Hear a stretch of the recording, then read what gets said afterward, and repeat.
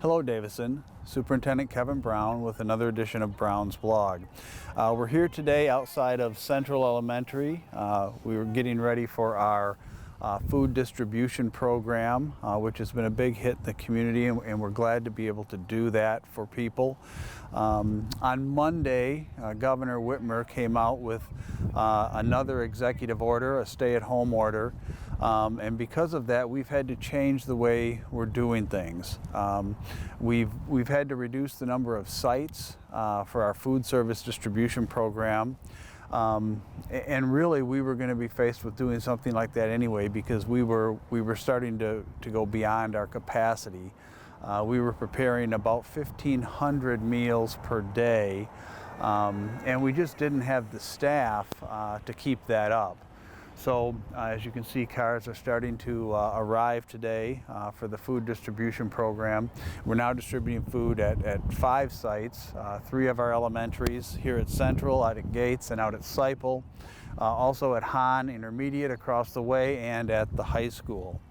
The food distribution is a service that we're trying to provide to the community, and we want to continue to do that for as long as we can, or as long as we have to, provided we have the employees and the staff to be able to meet the community's needs.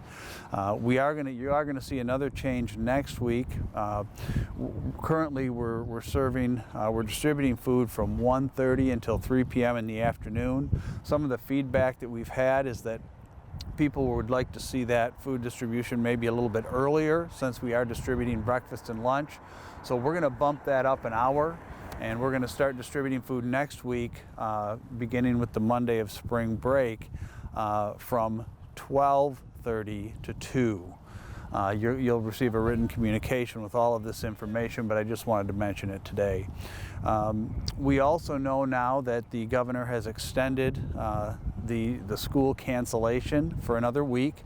Instead of planning to come back on April 6th, we're now looking at coming back on April 13th. And as I've said previously, I'm not sure if we'll be ready to come back at April 13th either. But we are cleaning and sanitizing all of our buildings. Everything will be shut down, of course, for the next 2 weeks over spring break, and then the first week following spring break, so that if we do come back on the 13th, we'll be ready to go, and we'll be virus-free. You know, this has turned out to be a really nasty virus, this COVID-19 coronavirus, and as a result, you know, the governor has issued a stay-at-home order. We all need to take that order seriously.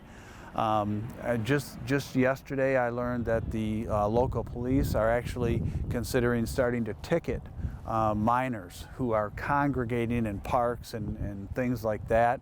I would implore you, please, do your part. Stay home if you can. Keep your kids home.